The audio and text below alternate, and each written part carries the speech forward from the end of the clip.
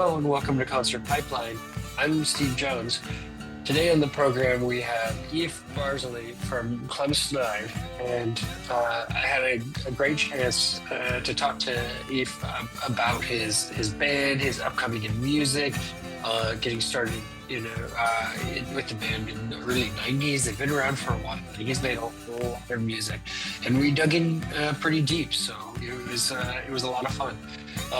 We're going to bring Eef on in here in just a few minutes. I'm going to try and keep this intro short because my allergies are kicking in. It's spring and something's in the air. I don't know, but my eyes are leaking, my nose is congested, and it's happening. So I took a Benadryl. Maybe I'll fall asleep during the taping of this podcast. It's to be seen. I hope you don't. I hope you enjoy it. Before we get into the interview, let's share a little bit about what's going on in my world right now. I'm crying because my eyes are just leaking, but we'll get past that. Another reason I'm in tears is because my baby girl just started driving. Because I let her. She's almost 15, and I had the bright idea to let her behind the wheel yesterday and for the first time. And it's just they grow up so fast. I can't even describe it, but it's just crazy. I took her to a back road where there was almost no one out there driving, and gave her step-by-step instructions on how to do it. Uh, and uh, and I was just so proud. I was really proud and impressed with how she did it. The first driving that she did was just a straightaway, really very straight back roads where almost no one was there, and drove some miles on that, and then backwards, and then later yesterday, after late afternoon, I got her brother in the back seat of the car, and we went to her old middle school. And did some laps around the parking lot, backed up a little bit, pulled into a parking spot, that sort of thing, and then I let her drive around the neighborhood a little bit, and she was doing so well that I just kind of got the idea to just let her drive home and through a traffic light. Yeah, she was nervous about the traffic light, but I just let her know it's like just like a big stop sign, really, and you go when it's green. So she got over some of those hurdles of nervousness, and she was pretty excited to be doing it. And I had my hand on the emergency brake, just ready to go. And I talked to some friends afterwards about it, and apparently I probably shouldn't have let her drive because there's risk involved in doing that. She's not licensed, doesn't have a permit, and that can have an adverse effect for my daughter and myself. But I was just proud. I recorded some video of it, and I was pretty excited that she got the opportunity to get behind the wheel and drive.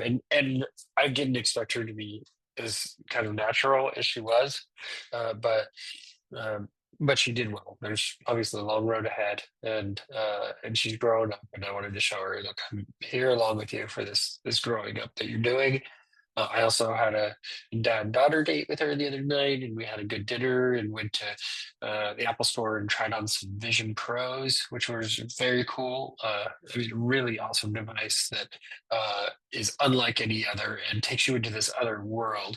I watched this Metallica experience on it. That you're not in the concert; you are behind the drums with Lars. You are up on the microphone with James Hetfield. You're in the crowd, like right up facing the crowd that's cheering them on. It was just an incredible to see where technology has come so far. So it was a pretty fun weekend overall. I was pretty excited about getting to spend time with my daughter, which I don't a lot. I spend a decent amount of time with my son, but not as much with my daughter. She's usually busy enough in different directions, and um, and I'm looking forward also to taking my son to ACDC here in about 2 weeks. It's 2.5 weeks, something like that. It's right around the corner, and it should be a blast. So that'll be a lot of fun. Okay, let's go ahead and let's bring in Eef from Clem Snide on the program. Here's my interview with Clem Snide. So your day's treating you well, Eef? Yeah, so far, so good. Excellent. I like it. And so we got a lot to talk about today. Obviously, you have a long career in music, and I'm interested in hearing all about it. Um, I like to start kind of at the beginning a little bit and kind of hear a little bit about what what music your life was like musically as a kid. Were your parents influential with you at all musically? Yeah, my parents are from Israel, so they're like really Israeli, and then we moved to New Jersey when I was real little. So yeah, like I sort of discovered American music very much on my own, especially rock and roll music when I was young. Um, and that was part of the specialness of it, was that it was very much just, for me and my buddies. Um, and so yeah, so my earliest musical passions were probably of a classic rock sort of nature. You know what I'm saying? Yeah. Um, So your friends are into classic rock also? yeah, I mean, I grew up in the New Jersey suburbs in the '80s, and back then, it was like Led Zeppelin and uh, and Jimi Hendrix and Van Halen, and there wasn't a whole lot to choose from. That was pretty much it, and maybe a little Iron Maiden if you're feeling spicy. Yeah, Um, yeah, you know what I'm saying? A little Maiden in there, some Rush maybe. But yeah, just typical kind of rock music of the '80s is what I cut my teeth on. But then when I moved to Boston after high school, I got turned on to. I moved in with like some older folks, and they turned me on to all the cool, like the indie rock and the sort of alternative rock that was to emerge. So yeah, I sort of got into that in the late '80s and early '90s. I saw yeah. Nirvana in a small club in Boston with like 12 people, Wow. Tell me about that. How was that experience? and I claimed to fame. Yeah, it was right before Nevermind came out, Yeah. and it was like one of these like six bands for $6 kind of thing they would have at this one club on Lansdowne Street. And Smashing Pumpkins played too. They were like the fourth band. Nirvana was the last band of the night, and the place had pretty much cleared out by then. But I love Nirvana, even before, because I just loved all those sub pop bands back in the day. So I stuck around, and yeah, it was like me and like 12 other people just sort of jumping around to Nirvana, and it was right before Nevermind came out. So they still played Never songs from Nevermind, but yeah, nobody cared.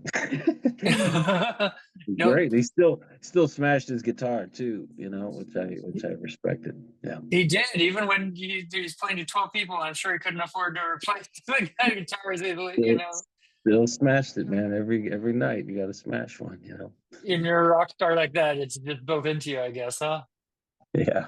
Did you ever smash any guitars yourself or Um no, I never smashed a guitar. I would never smash a guitar. That's terrible. Why would you ever do such a thing? it seems kind of pointless and expensive, doesn't it? Yeah, a little bit. Well, I mean, that's a pretty cool concert. I mean, was that like one of your first shows, or what were some of your early shows that you went to outside of that? Yeah, we what was some of the shows I went to? I'm trying to think. I mean, yeah, I caught all those like grunge bands early on in Boston in the like late '80s, early '90s. Um, I don't know. Yeah, no, I can't think of. I don't know if I could think of another sort of show story that would top that one. That's my most exciting one.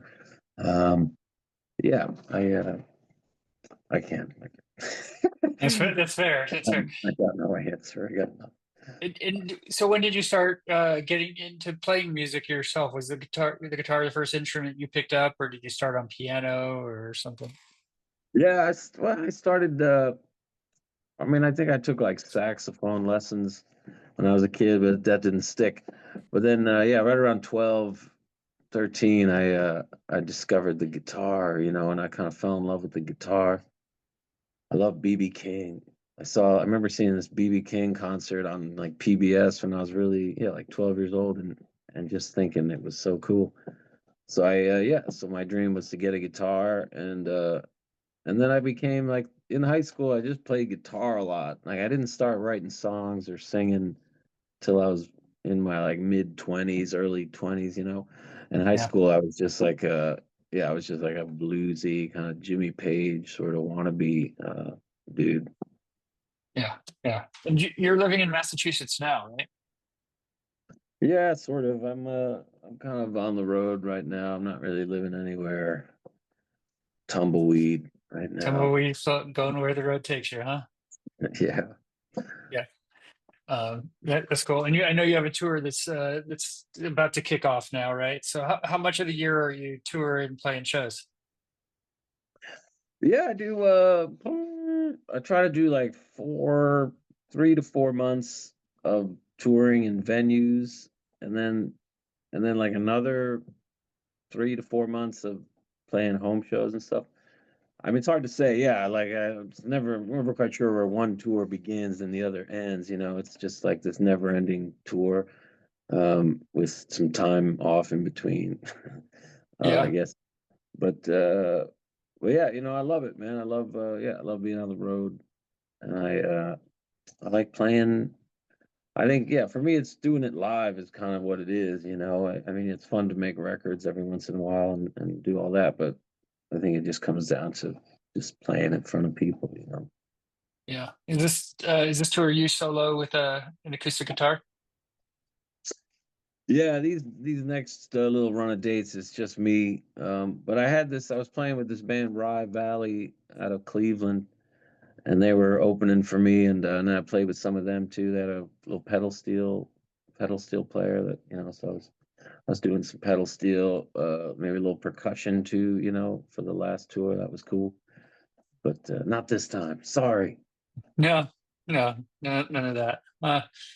So tell me about kind of what brought you. You moved from Nashville. You were married when you moved to Nashville, from Nashville to Massachusetts, right? Yes. Yes. And so what kind of drove that move to Massachusetts at the time? Um.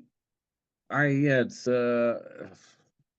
I think I wanted to get out of Nashville. I was just looking for a change. Um, I'd been in Nashville for like 18 years, and I felt like, yeah, I don't like being in the same place for too long. That was like a really long time. But my kids kind of grew up there. I kind of raised my kids in Nashville, so my son was off to college, and so it seemed like maybe the right time to make a move, and yeah, we sold our house because it was worth, we got some good money for it. The market in Nashville, hot Yeah. market. Um, but then we moved to the Cape, and things didn't quite work out so well there on the Cape. But you make moves in life. Sometimes you just gotta go, man. Yeah, yeah. And so was Clem Snide your first real band? I mean, you've had Clem Snide and you've been making music with as Clem Snide for a long time. Where did you have like high school bands before that, where you kind of cut your teeth a little bit, or what was that transition?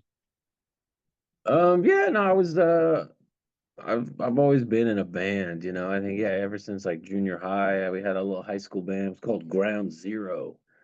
Um, yeah, pre 9/11. Ground Zero. We did mostly played covers, in high school. And then I played in a couple weird bands in Boston. Not anything that anyone would ever even know or remember. Um, and then Clem Snide just sort of emerged out of a group of friends in Boston in the early '90s. So I guess, yeah, more technically, the only like real band I've ever been in has been Clem Snide. Um, you know, Yeah. And that first album, "You Were a Diamond," was your first record with Clem Snide. Tell me about kind of the process of going in and making that. Did it feel pretty natural? Did it come together? And did you take a lot of songs into the studio when you were making that, or what did you learn kind of from that process? yeah, I mean, we didn't know what we were doing when we made that record. That was like a big, just learning. Even the guy that was like recording it didn't really know what he was doing. We were all we're all just kind of learning as we went, you know. I mean, I'd done some recording before then, but mostly just like home recording and stuff. Um, but this was like the first sort of serious studio we were in, recording on like 2-inch tape. I mean, yeah, it's always making a record was always a kind of learning experience for me. Yeah, I still, I mean, whatever. I don't really know. Um, yeah, sorry, I'm losing. I was gonna say, I don't. Yeah, making records is like a mysterious process to me, and I don't even. I would say that I don't even really enjoy it that much. It's kind of a painful experience, It's not like a fun. It's work for real. Um, Yeah. and then it forces you to kind of confront yourself. You can kind of fool yourself if you're just singing in the shower kind of thing. But once you like hear your voice back on some really good headphones, you're like, oh, that's exactly what I sound like. So yeah, so making a record is a kind of confronting the song. And if the song's not really working, it'll, yeah, like those first couple records we made, that's what we had to confront the fact that, yeah, like these things weren't necessarily working. So we needed help. But people, yeah, people came in and helped. We brought in like other musicians. Um, because yeah, we didn't. It's funny. This is something I've observed. Interesting is that nowadays, like young people playing in bands, like really know what they're doing. It seems like just right out of the gate, and they're all like really good players. This is like the general level of competency in the last 20 years, whatever has gone up considerably. Back in like the early '90s, like nobody knew what they were doing, and nobody could really play very well. You rarely saw somebody who was like really competent on their instrument. That was like the whole point, it was like more sort of like ham-fisted DIY kind of indie rock sort of thing. So that's what we didn't know, we really didn't know what we were doing. And maybe Well, that's part of the charm, yeah, yeah, and you changed your style kind of along the way too, because I mean, you started out kind of more as a punk band, right? Like, and then uh, it progressed, and now it's obviously not punk music at all. But like, so tell me, I mean, where that came from for you? Is it as you just kind of grew and developed yourself? You're like, and your taste, musical taste change? I mean, yeah, we were, in the early '90s, we were all into just I don't know, punk rock. It was more, yeah, it was more angsty. It was just real yeah, like a lot of screaming. It was much more just like visceral. We didn't even really write. I didn't even write words, or I just kind of screamed into the mic, and everybody just played some like hammered on some riff, or it was all we didn't. We just kind of made it up on the spot. It was more. It was free. It was very free and yeah, just not. We didn't even. It was more, yeah, it was like being in the womb or something. It wasn't like it had to be born. It wasn't really born into something real until, yeah, until we moved to New York and I started actually trying to write songs and stuff. But yeah, the early Clem Snide is more. I mean, you can hear it. It's out there. It's called Birthing Pains, and yeah, it sounds very different. Um, and it's not even necessarily that easy to listen to, but if you're curious, you can see what It's it. if you're a fan, you can find it, Yeah, right? So very deep cuts. yeah. Um, so after that, I mean, you had the Ghost of Fashion was like it was a challenge, I know, because that came out right before 9/11, and it and I mean, what was that like for you? Because I imagine like you put all this work into something, and for it to get like, I mean, overshadowed by that and not get the release that you had expected, right? I'm sure that was heartbreaking. I mean, it was, the thing about Clem Snide is like right when, I mean, that was just one factor. Even within the band, there was an important member of the band was already kind of leaving the band, like right as all that was happening, because he got his girlfriend pregnant and had to move to France. Um, so, so yeah, so that was part of it. But certainly, we started our big tour for the record was, yeah, like started September 8th or something. So we were like just kicked off our big national tour, and then 9/11 hit, so it it took some of the sizzle out of the tour. And then yeah, it was weird. it's been so long now, goddamn. But I think after the mood, like the mood of the country, the mood of the culture, like really did shift right after 9/11, and it seemed like Clem Snide was kind of on the wrong side of that. I think, yeah. So we sort of floundered, but we forged on ahead, and we did pretty well, for those next few years. I'd say we toured a lot, went to Europe a lot. Yeah, yeah. And you released a couple of solo albums after that as well. And when the band broke up, I mean, did your writing style change at all? Or I mean, for those solo albums, or was it just a different chapter kind of at that point where you didn't see a future for the band? I mean, it was, a lot of that was just like out of necessity because I I mean, like I make my living from Clem Snide, Yeah, unfortunately. I've sort of, so a lot of these decisions were, yeah, we had gotten to a certain level of success and profitability, but it was such that if I did it, I could, like, I would just break even if I brought a band along. But if I just did stuff by myself, I was actually able to put some money in my pocket. So then I had to start doing more solo tours, and I think, yeah, at that point the band was had sort of dispersed, and I'd moved to Nashville. So yeah, so I thought I'd just put some records out as Eef Barzeley, and but somehow I think, yeah, we ended it circled back and returned back to Clem Snide. You know what I'm saying? But yeah, for a while I was trying to kind of get away from the name too. yeah, yeah. Uh, and I think from what I saw, like Scott Avett was. I mean that connection. I think really did it rejuvenate you in a sense. I mean, when your friend was like sending you video of Avett like playing your song, like what was that like for you? And then kind of for you to kind of take that approach and just kind of reach out and you're like, okay, hey, now's the time. Because you'd kind of hit rock bottom. You're like you didn't know what you were going to do, and you kind of needed you had a couple of moments in your career which I think are really, you know, I mean, really powerful for you to kind of take the bull by the horns and and push forward. When signs are kind of pointing against it, right? So tell me about working with Scott and kind of how that came and everything. Yeah, that was I mean, yeah, that was kind of a little minor miracle, I suppose.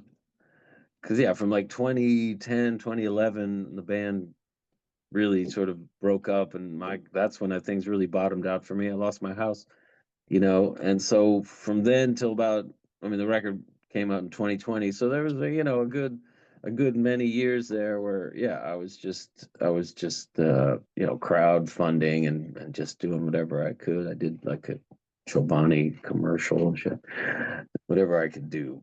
Anyway, so but then Scott, yeah, out of nowhere, I found out that Scott Avett was like a big Clem Snide fan, and yeah, I was getting videos of him playing Clem Snide songs at his, like, just coming out by himself and playing a Clem Snide song for the encore, some big show.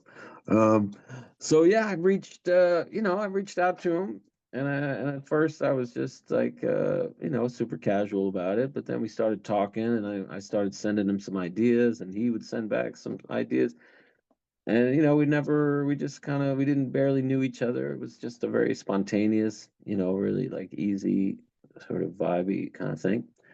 And then my friend actually suggested that I ask him, why don't you ask him if he'll produce a record for you? I was like, really? You think I should? He's like, yeah, what do maybe he will. I was like, all right. So yeah, so I, wrote him this like thoughtful email, and yeah, he was into it. So it was kind of amazing. He took care of everything, I mean, he really did produce it. He paid for it. He lined up the musicians, the space, I mean, it was really like kind of an amazing gesture, and yeah. And that put me back in the game. I'm back in the game. You know what I'm saying? Put me in, coach. I'm ready to play. Yeah. What did you bring out of you musically, like in that process of producing the album? Like, what did you learn from him? You went to his farm and you recorded it at his farm. Right? Yeah, I didn't, I think, I mean,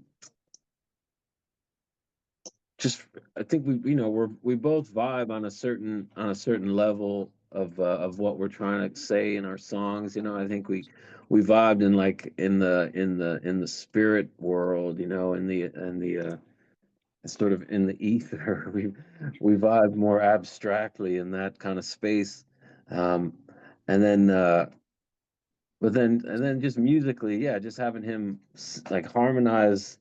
Like Clem Snide has never been particularly like harmonized, so to have him like find ways to harmonize with it really kind of blew my mind. I didn't even I wasn't even expecting so much of it or what it would sound like. So that was really cool, And yeah, we wrote a couple songs together, which I hadn't really ever done. I'd always was a very like private sort of experience for me. So to kind of open it up like that with him was really sweet, felt nice.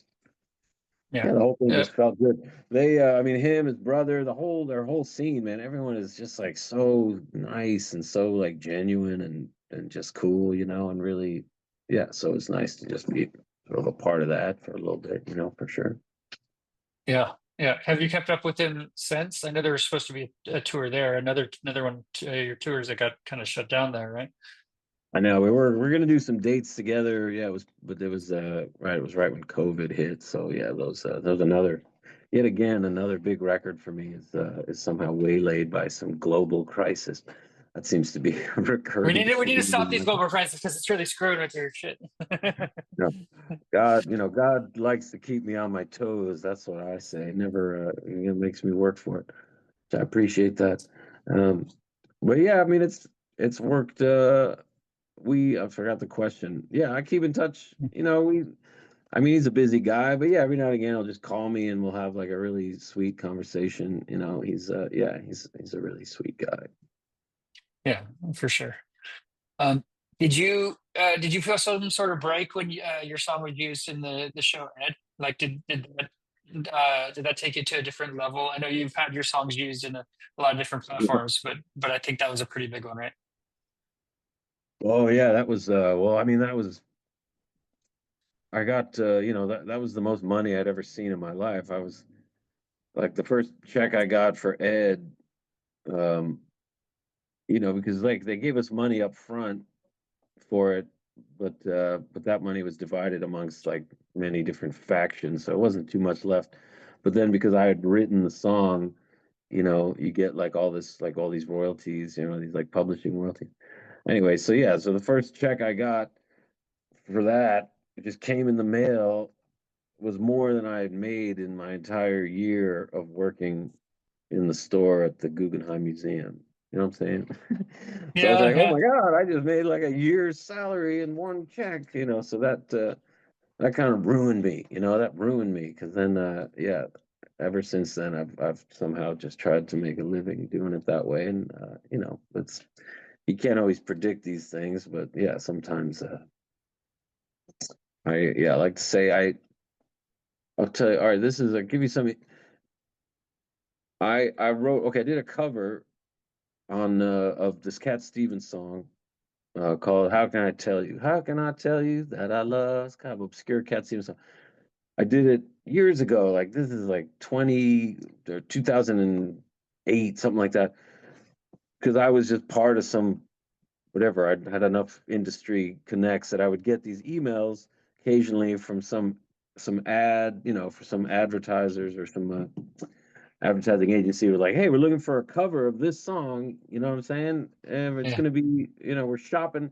It's like an open call, right? So I was like, "All right, whatever." I opened up my laptop and I just did like a quick, like less than a minute version of it, just on GarageBand, like into my crappy laptop at like a Days in Grand Rapids, Michigan or something, and sent it off and then never heard anything back.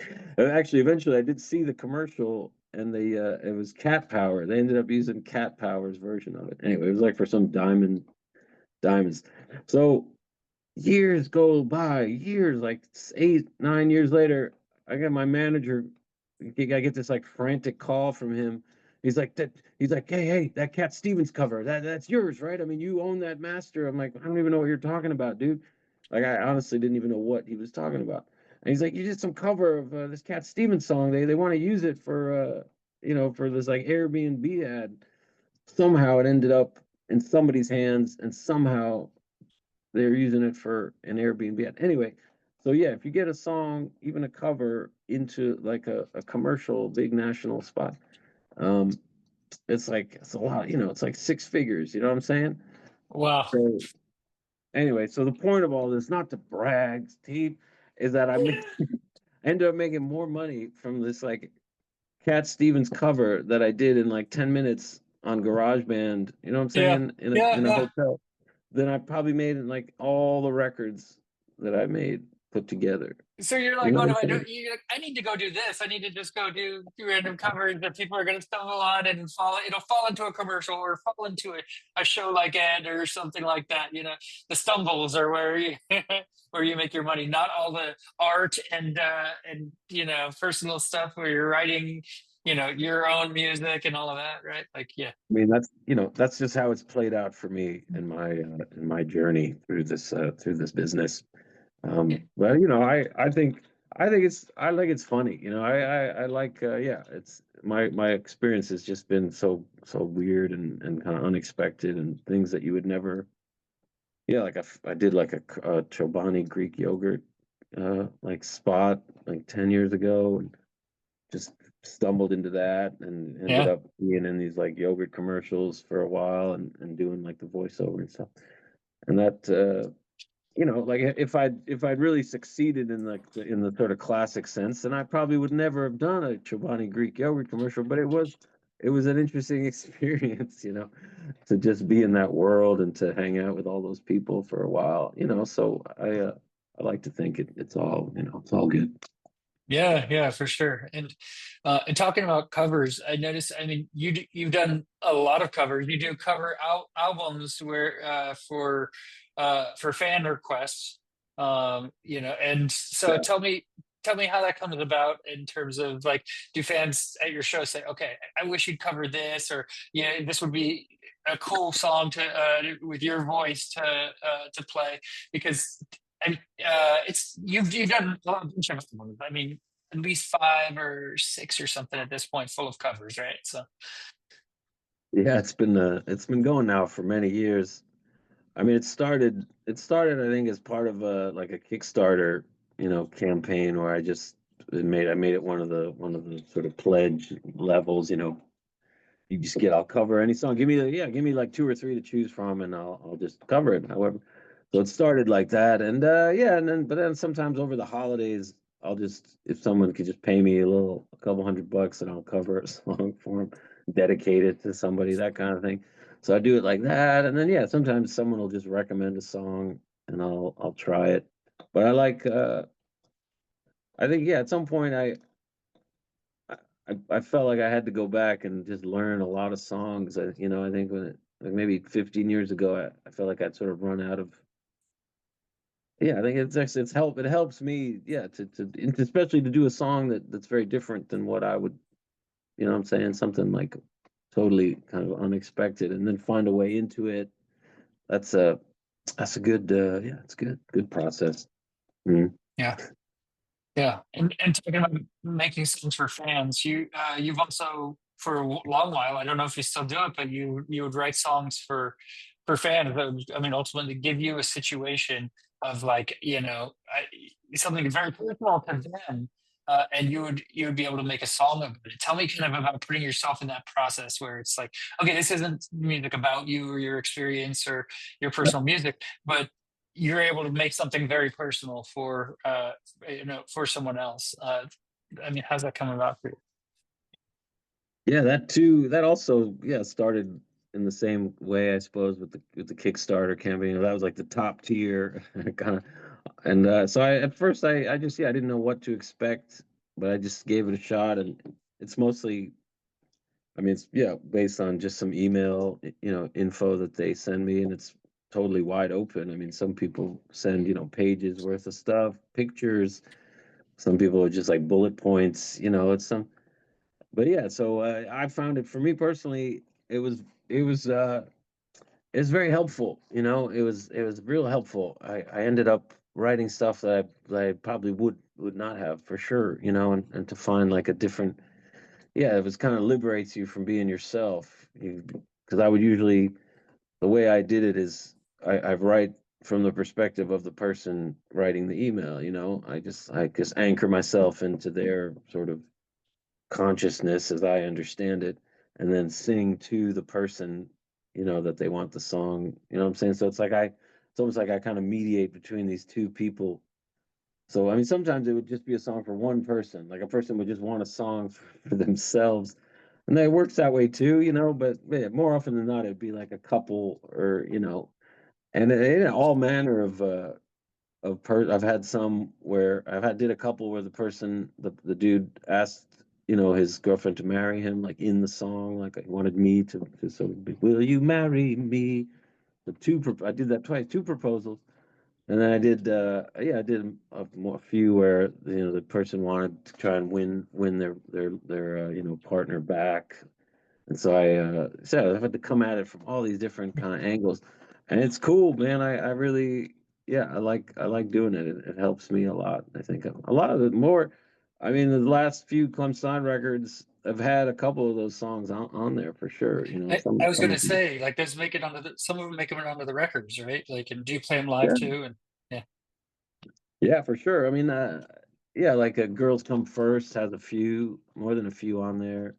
And then the last one, the Oh Smokey has like Song for Dan. Mhm. That's a real song I wrote for a guy that only had 4 months to live.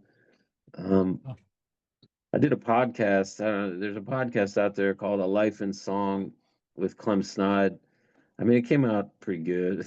It's not, it's worth checking out. You know, I did it over COVID just at home, but I interviewed people telling their stories, and then I wrote them a song. So you get to like hear the person, you know, tell their story, and then you hear the song that I made for them. You know, it's pretty cool. I did 12 of them. But Dan, the song for Dan is one of the episodes, so you can hear, you know, Dan tell it himself. I gotta check that out. I gotta check that out. Um, do you follow up? Did the person who was trying to win back someone, did that work out because of the song, or I can't even remember, you know. I don't usually get updates, you no, know. no, no. Um, but you know, I can only hope. I can only hope. But you know, it's cool. I mean, I think it's really there's something special about making a song that means a lot to just one person or two people, you know? Like Yeah, that's enough, you know, that's enough to make a song, you know. So yeah. that is pretty cool. So let's talk about the new album, Old Smoky. It comes out May 2nd. Uh, I like it, and I liked what I like the kind of your tone, your feel in it, like how simple it is, but there's depth to it as well. And I mean, it starts with the song "Free," and I know like this had maybe different meanings to you. I like as I'm listening to it, and I'm kind of knowing a little bit of your story. Like I think, and I don't think this is what you wrote it about, but still kind of catch me up. But you've had some life movement and life changes where you've freed yourself of a manager that was in your life. I mean, you're a long-term marriage that you were in, that sort of thing. Like, and that's the first thing that I think about, when I hear that song, but I don't think that's what you wrote about. Tell me kind of about that song for you. Yeah, that one you know, it's funny. That one came like I don't even know how to play that song anymore. We wrote it and recorded it like very quickly. And so yeah, the one thing I like about it is it just came, you know, in this very sort of spontaneous way. Um, I mean, I don't, it's like songwriting, it's not like cause and effect, you know, it's not like a journalistic, it's more, it's more of like an indirect process. So I just have it's more like a feeling, yeah, like the feeling of that song is um, sort of that feeling you have when you're falling asleep at the wheel. You know, I mean, if you've ever, I had an uncle that like almost died, so I'm always intrigued by just that, that moment when you're at the you're driving and you kind of know you're about to fall asleep, and you just like surrender to it. And so it's almost like you know you're gonna die. It's hard to explain, but it's sort of like that space between like falling asleep, and then like you fall asleep on a bus, and then the bus like goes off a cliff, right? And then you die like in your sleep, and then you you wake up. So it's, I mean, for me, it's just playing around with that kind of space, but yeah, like if you read into it, you could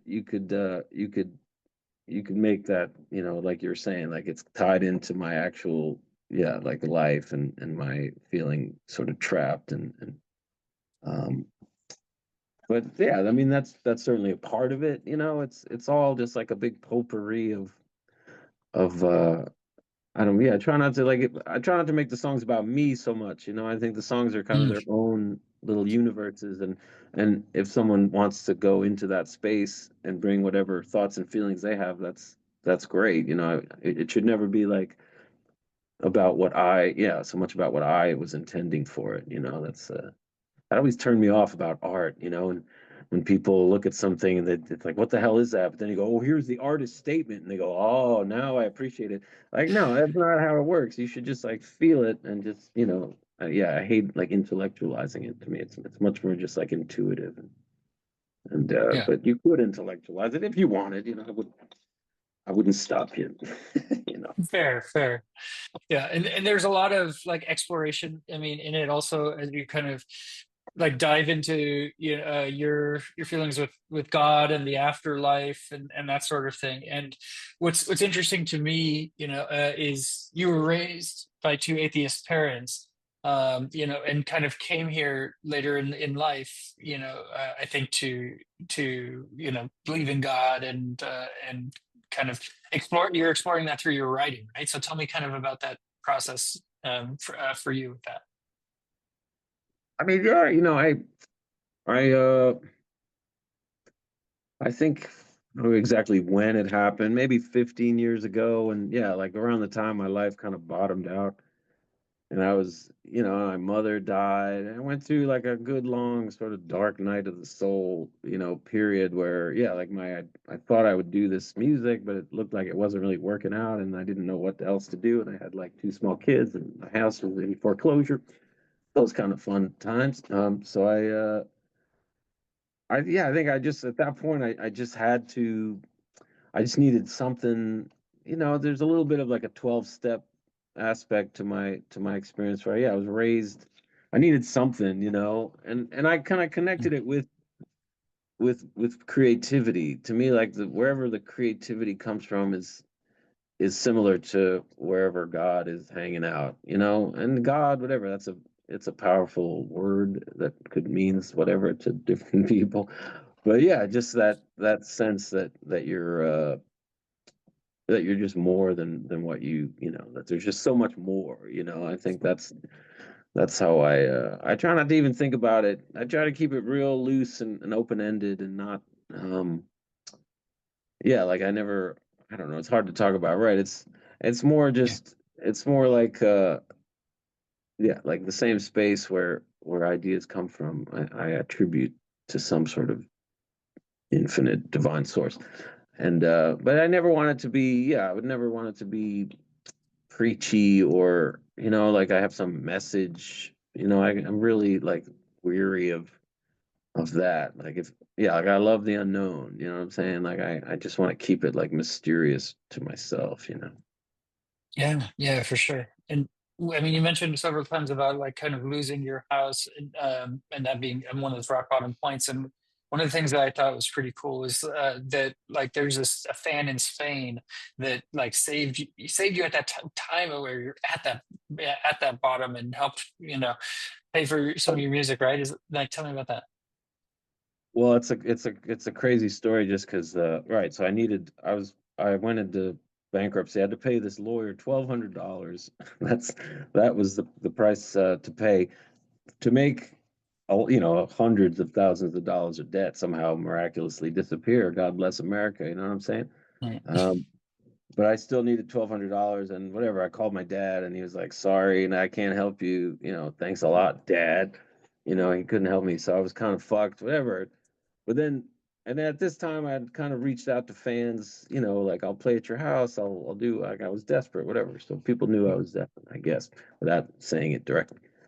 Anyway, so right after I hung up the phone with my dad, I mean, almost immediately after, I went and checked my email, and there was like, "Oh, you PayPal, you received a payment." And I was like, "What's this?" You know, and I click on it, and there's $1,200 in my PayPal, and I was like, "Wait, what the fuck?" Did I? So my dad somehow changed his mind or something. I was really confused. Like, wow, there's 12, exactly the amount I need is right there. And the message, the note was yeah, from this like crazy super fan we had in Spain, this like 56-year-old woman who didn't even speak any English. Eva Sol, Eve, Eva Joder. She would like grab you and like scream in your face. She was fucking intense. Um, and she sent me this note. She just said, I had a feeling you could use this. And that was it. She just, and it was €1,000. She sent me €1,000, which was $1,200 US. And so, you know, like when that happened, I had this feeling like, man, like something, like the gods are up there just like laughing at me. Like this is ridiculous. Like that, Yeah. you know, it worked out that way. I mean, I still lost my house, but you know what I'm saying? That was Yeah. like, and then like, yeah, miracle, like I get miracles. I kind of depend on miracles. So it's a, and they come, you know, if you believe in miracles, they will come. That's my experience. So believe, just gotta, you know, believe. That's really cool. That's really cool. Well, I know you have this East Coast tour that's coming. I mean, happening like now, pretty much also, and you're going to continue on touring. But I'm curious about. I'm on the West Coast. I'm in kind of the Bay Area outside of Sacramento. But have you played shows up here? Because I've only I look back and I saw you played shows in LA and San Diego and stuff. I don't know if I saw any dates of you ever playing up here. Yeah, I played the Ivy Room in where is it? Yeah, Berkeley Okay. area. Mhm. Ivy Room. That's played there the last couple times. Yeah, we've played in San Francisco over the years many times. We always did pretty good in San Francisco, you know. Yeah, I got some do a lot of home shows out there. I love it out there, yeah. But yeah, I played the Ivy Room, I think like last couple falls. Um, but yeah, it's nice out there, yeah. Yeah. Do you have any fond memories of shows or times when you were here? Anything that stood out? Um, I don't know. I can't. I have no memories. It's all just So a many blur, shows they man. all blend together. It's all just a blur. I'm like San Francisco. Um, no, we always had fun there. We used to play at the Cafe du Nord. Oh yeah, yeah, Remember that okay. place? Oh Like yeah, down, yeah, like the low ceilings. on the Yeah, market. Yeah, yep. we had some great Small. Yeah, yeah. we had some great. We played the great for the American Music Hall a Great couple times. American Yeah, Music Hall. That's a good spot too. Yeah, yeah. yeah, that was good. Yeah. So yeah, we'll be. You know, I'll always be coming through the area, I think. Oh, for sure, for sure. Well, Ifan, thank you for taking the time today and diving into some of your stories. And you've done so much music, and I know you're looking forward to this new album coming out as well, and getting to play some of the songs from it. I'm sure. So, uh, Yeah. yeah. Well, I hope you have a great tour coming up, and hopefully see you out here on the West Coast soon. Okay. Yeah. Thanks so much, man. My pleasure. Yeah. Thanks for taking the time. All right. Take care, Yeah. buddy. That was my interview with Clem Snide here on Concert Pipeline, and that takes us to the final segment on the program, the music news.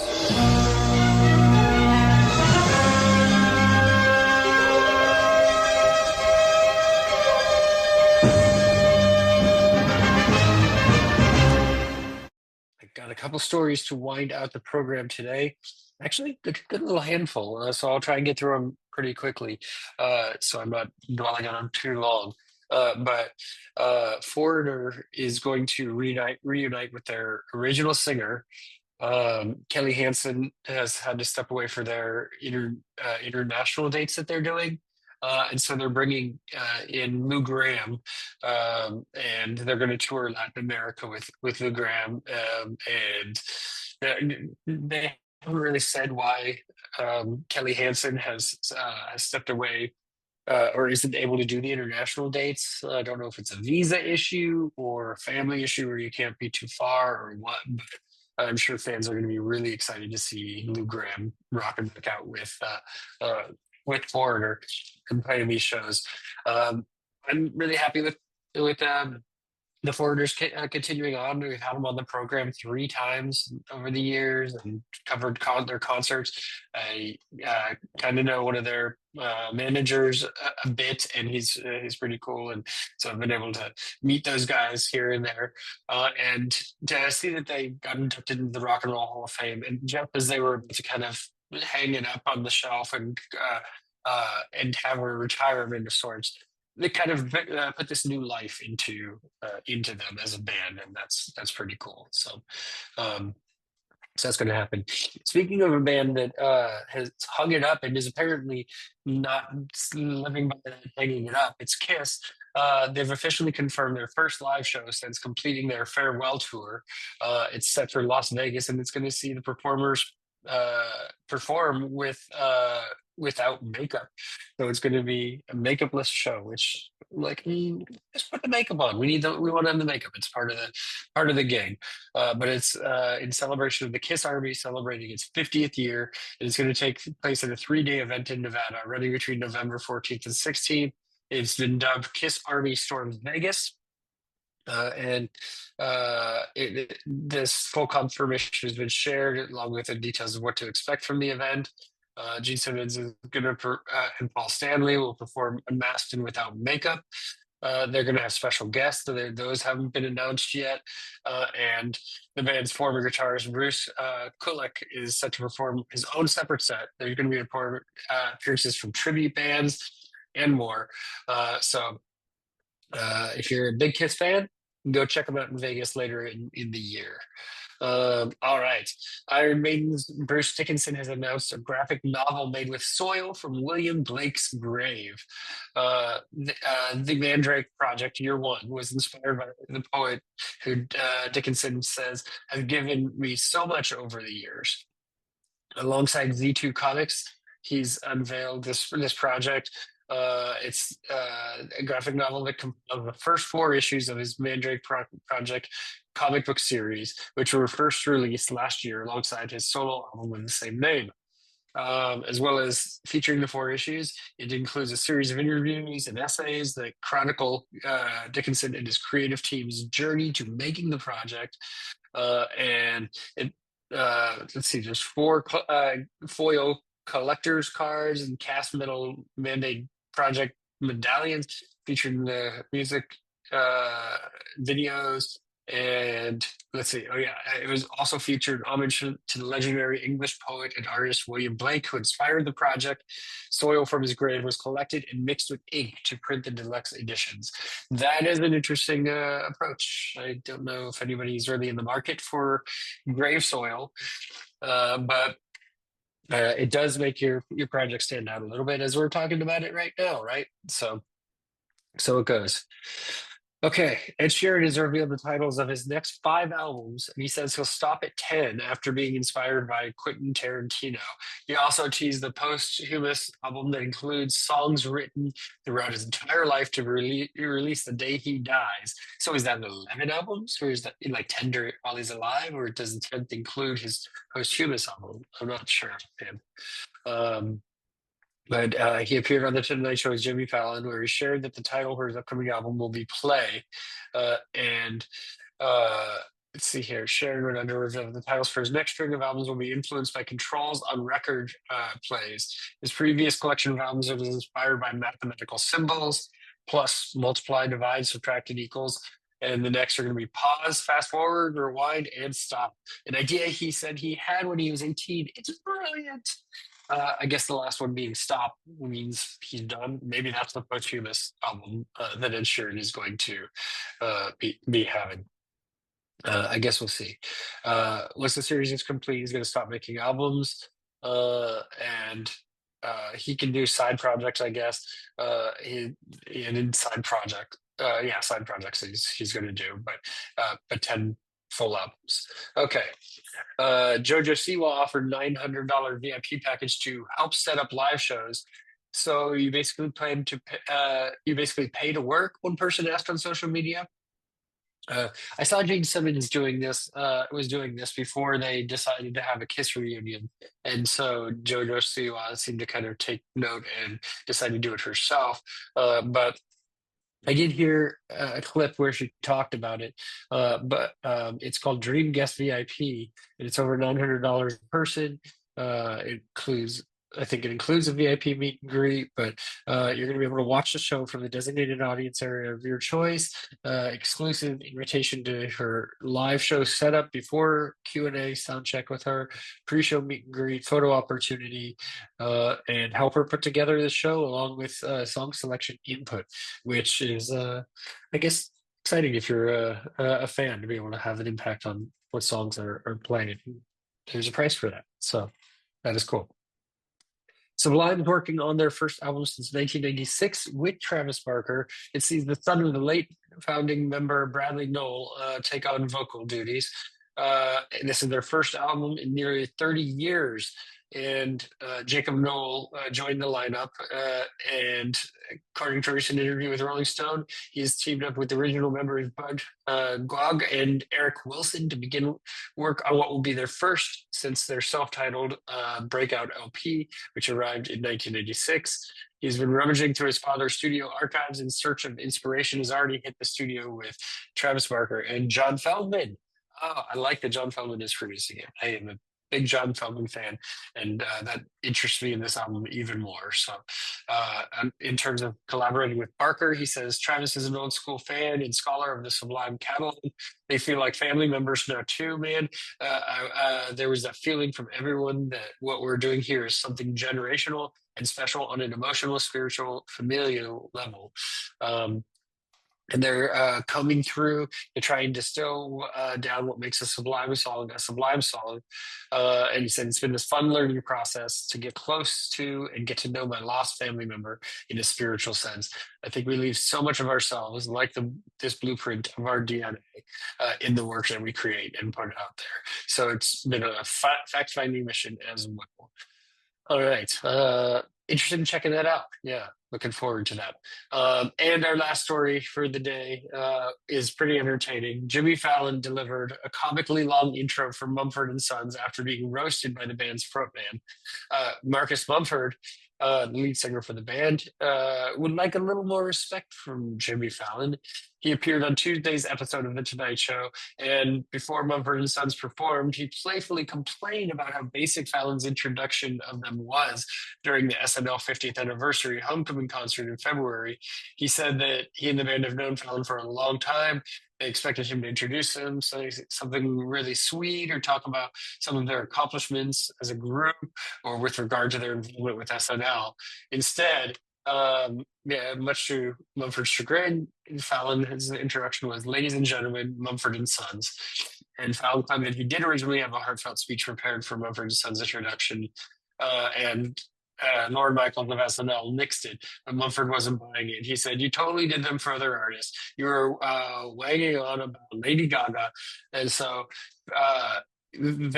Fallon got a chance to redo it. He made an epic 3.5 minute speech before the band's performance, and he kept pausing it and kind of signaling like he was going to introduce the band, like, "Ladies and gentlemen, Mumford & Sons are one of the greatest bands around, and a band that you'll remember for a long time," something like that.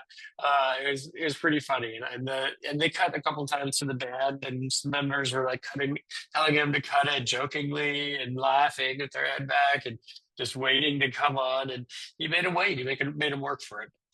So it was pretty entertaining. I like it, and it was pretty great. So. All right, that is our show for today. Thank you for tuning into the program. Next week on the show, we will have a much-awaited interview with Paul Rappaport.